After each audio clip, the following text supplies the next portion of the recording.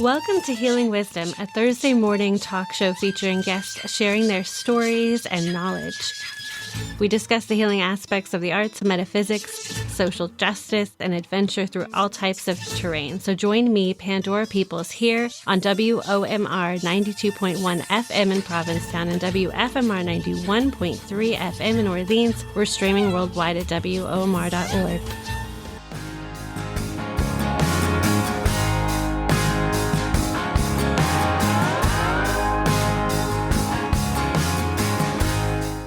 Today we speak with award-winning musician Claudia Nygaard. She is coming to Cape Cod to bring her musical Little Red Riding Hood, her adaptation, to Orleans Saturday the 7th and Sunday October 8th. And it's going to be at the Academy of Performing Arts. Welcome back. Thanks for having me on your show. What inspired you to write this adaptation? The songs. I wrote the first song a long time ago, like 3-4 years ago or something, before COVID. And as I wrote it, it was just a funny idea that the song is the part where Little Red Riding Hood goes into grandmother's house and the wolf is dressed up in her clothing, and the song is called You Just Don't Seem to Be Yourself Tonight. And I just thought that would be a really funny thing for Red Riding Hood, to say. I've always loved Little Red Riding Hood because I have a little bit of an independent streak and a tendency to not mind myself, So it was really fun to kind of like imagine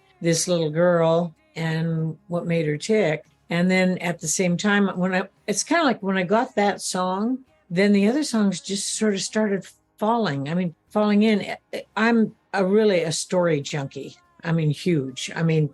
My first love told me one time, he says, "You're kind of like an old lady junkie, aren't you?" Because I was always hanging out with these really elderly ladies, even though I was in my 20s, because they had so many stories to tell. And I was always just really interested in what they had to say. And I still am. I'm interested in what young people have to say, too. but it's sort of been a thing where I've always been interested in stories. And so this song came up and I just started writing it. I was driving, I think. I do that a lot. But now I do it into my voice memo on my phone rather than the clipboard sitting on the passenger seat that I used to balance against the steering wheel, which was a very, very bad thing to do. When I'm driving, there's a thing that happens, I think, about the road. There's the rhythm of the engine and the tires, that kind of sometimes gives you a rhythm for a song. And also sometimes you'll be listening to the radio and a particular groove will kind of entice you, But anyway, this song came up and I started writing it. And I think it was months later, I had this idea for a different song, in it. And then another song and then another song. And pretty soon I had like 5 songs. There's 6 songs in it. The opening number actually came up last. So I had these songs, and the songs are all they're fun. They're fun songs, and when I had the songs, I kind of built the story, the narration around them. So I've done the show as a narration where I sing the songs, and I actually even talk in character voices, which is incredibly corny, but it's fun. But grandmother talks like this, and then the woodsman talks kind of like this. And the wolf is kind of a combination of Professor Snape and Jack Benny. I don't know how that came about, but he has this kind of like, well, I don't know, kind of a voice. And so as I began to think about these characters, and these songs just kind of, it was kind of like trying to find a path, where getting from one song to the next, and as I would go, then sometimes I think I had the Just Don't Seem to Be Yourself Tonight, and then I had the wolf song, which is I'm So Blue, and the wolf became I'm So Blue started out, I think, thinking about criminals, because I had another song that I was working on at the same time, which I haven't actually finished yet, which is called Crime Doesn't Pay, because, you end up making license plates. It's not good pay. It's like $1 an hour or something, So I had this whole thing, and the wolf kind of, he he became this guy who was just blowing it, just blowing it. He didn't get it why he was miserable, and that was probably a lot of therapy and, a lot of social stuff that I was thinking about at the time.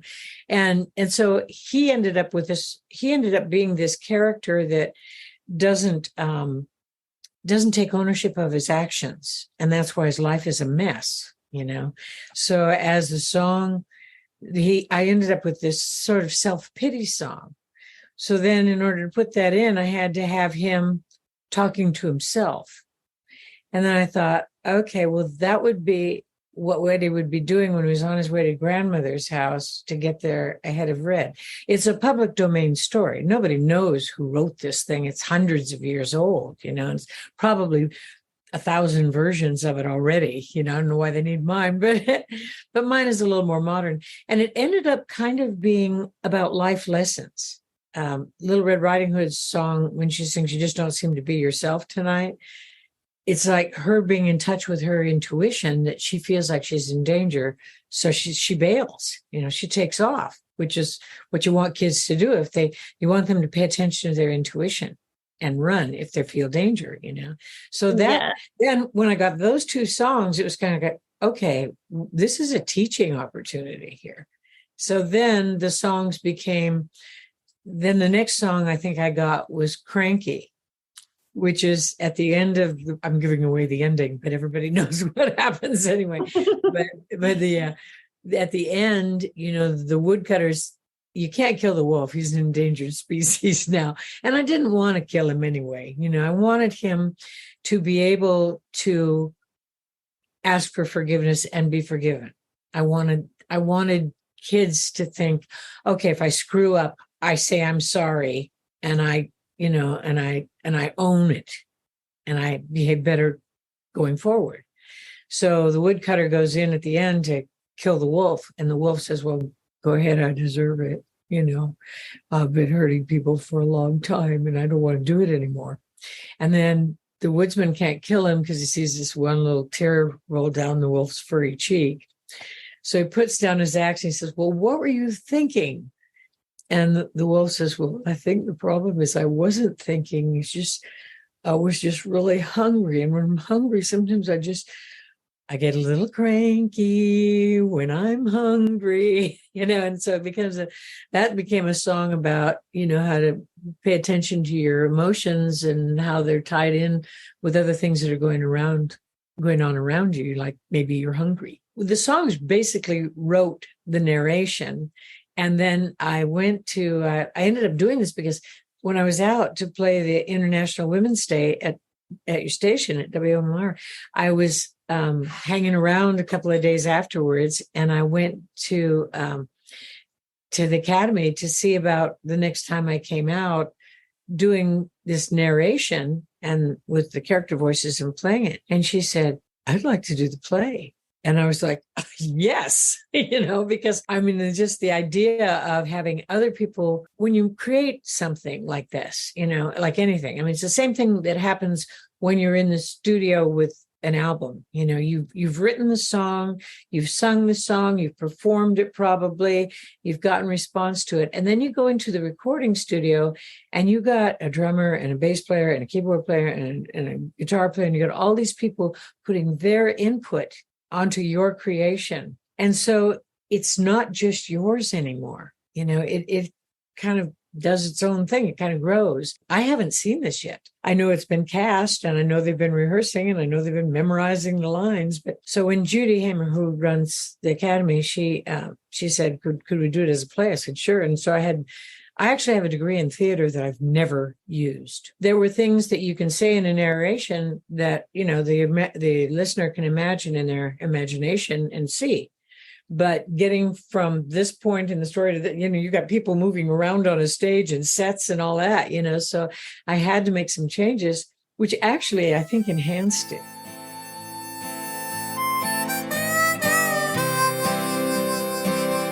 One of the themes in your musical adaptation of Little Red Riding Hood is forgiveness. What are your thoughts on apologies and what makes a good one? Well, I spent 20 years in therapy and adult children of alcoholics meetings. So my thinking is that if you don't take ownership of something when you screw up, you don't learn anything. Your behavior doesn't change with the next time that you're confronted with a similar situation. So for them to continue to grow and become the best people they can be, it's integral to the development of their character. It's sort of like I've been going through some things in my family that when you allow yourself to apologize, it creates a vulnerability that allows the other person to let down their walls. And you don't have true intimacy without that collapse of, I didn't do that. You know, you have to, when you say, boy, I really screwed up. I'm really sorry. I wouldn't hurt you for the world. I'm really sorry I said that. That was really thoughtless of me. You know, when you do that, it's like note to self, for one thing, you know, don't do that again because, you know, you felt really bad to hurt somebody's feelings. And then the other thing is that person gets to clear the air. I have a song actually about forgiveness. And it says, one of the lines in it is, forgiveness isn't just for the forgiven. It helps the injured have a chance to heal. In AA and in Al-Anon, they'll tell you that when you don't forgive people, you have this it's like a big plastic garbage bag full of resentments. It's like they're hubcaps, you know, and you're carrying this big bag of hubcaps with you everywhere you go. Well, every time you forgive somebody, you get to take a hubcap out of the bag, with the goal being you finally throw the bag away. The hardest part about forgiveness is knowing whether or not to let that, to go back to square one. Like I have a family member who has repeatedly hurt me. I forgive her, but I'm not going to ever feel as close to her as I have, because my friend Becky Hobbs has a song, fool me once, shame on you, fool me twice, shame on me. You know, so it's a matter of using good judgment. You forgive somebody to let it go. And that's for you. You forgive people for yourself. So you're not carrying that crap around. If the person is not trustworthy, if the person doesn't own their stuff, then you pay attention to that. Just like Red does with the wolf. At the end of the thing, you know, she gives him a piece of cake because he's hungry, you know, but she kind of backs away pretty fast. and the resolve at the very end of the play is, you know, she forgave the wolf, but she never went into the forest alone again. And she learned the importance of minding her mother. And she learned the importance of minding her mother. That was award-winning singer-songwriter Claudia Nygaard. Her musical adaptation of Little Red Riding Hood is running this Saturday and Sunday at 2 p.m. at the Academy of Performing Arts at 120 Main Street in Orleans. Tickets are available at academyplayhouse.org. You've been listening to Healing Wisdom at Outermost Radio. All of our shows are podcasts at WOMR.org. Also check out healingwisdomradioshow.com and contact me at pandora@WOMR.org. Our theme music is provided by Mason. You can find her website at masonmusic.com. That's MAESYN.